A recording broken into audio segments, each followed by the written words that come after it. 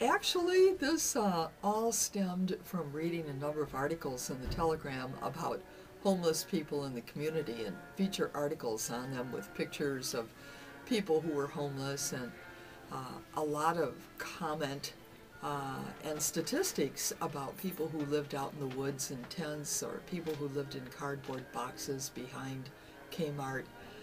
And then one particularly bitter winter day, it was a Sunday, I was driving home from the mall and coming up Locust Street, and it was freezing. I was with someone else and was whining about the cold when I saw a man who looked like he was wearing everything he possibly owned on his body, probably in his mid-40s or so. And he was he had gloves on that didn't have fingers in them, and he was foraging through a garbage bag in someone's front yard and pulling out the cans, beer and pop cans, and putting them in another plastic bag. And I realized immediately that he was doing this to get money, 10 cents per can. And on the other side of the street was a very, very dinged up old pickup truck, and there was a woman sitting on the passenger side in the front seat, and she too, I could tell just in going by that she was bundled up probably in everything she had. And I realized that they were no doubt homeless and probably lived in their truck, and that they were struggling to get just a little bit of money, probably for food. And I was struck to the heart, Doug. I can't tell you when I have been so pierced by that sighting. And because I was coming from the mall, where I'm sure I had bought something or had some purpose in going there, and coming back to a warm house with plenty of food and a warm bed to crawl into that night. And it was one of those profound and unforgettable revelatory moments, epiphany of how indulged I was and how I still was complaining about the cold.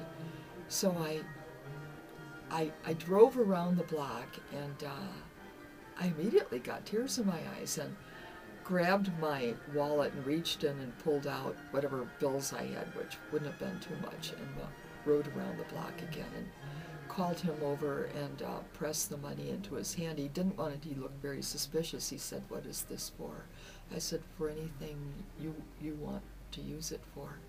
And he looked at me, and again, very suspicious. He said, "Why are you doing this?" I said, "Because you're a son of God," which was not a pre-planned answer, but it was. And then I went home, and I went in my bedroom, and I just cried.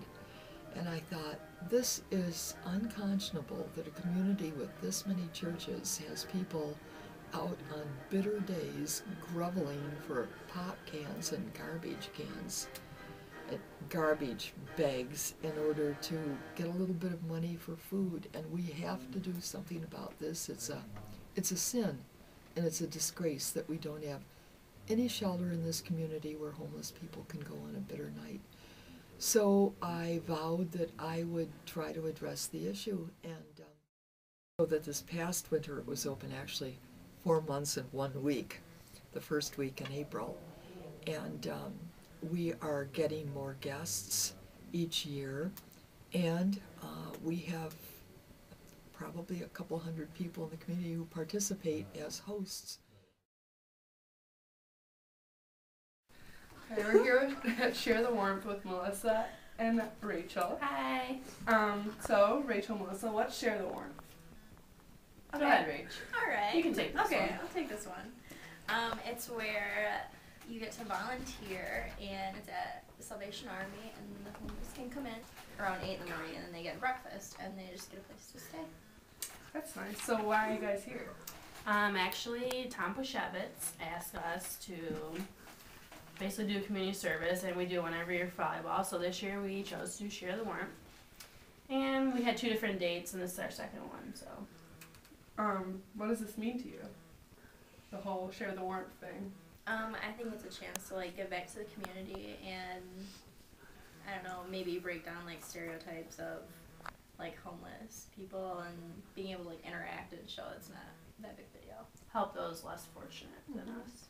What do you like best about it? Hearing their stories. Yeah. Because Just some of getting to them are hang out like with them, crazy. basically. Well, that's cool. Mhm. Thanks, guys. Because we have a male and a female host, at least one of each, there at all times. And now we have been open the past 2 years from 7 p.m. to 8 a.m. the next morning, followed by a big warm breakfast served at the Salvation Army. And Captain Gordon Knight and his wife Deb, who shares, I think, his captaincy with him, have been most gracious and welcoming. And there have been a lot of success stories about people who have been helped into other situations. Bob Foltz from Ogden Church, which has a big social outreach, has helped. Gordon Knight has helped. And so we've seen some people not only get on their feet through the intercession, if you will, and goodwill of some of the volunteers, but also have come back the following winter, this past winter, as volunteers because they know what it's been like. And for right now, it's a stopgap. It's a bandage. It's not a full solution.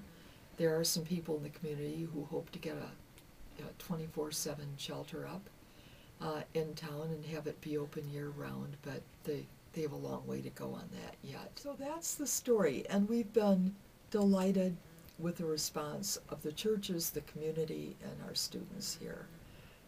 For many, it's put them out of their comfort zone, but a lot of them are delighted by the experience. It broadens their sense of what our world and our culture and our society is like.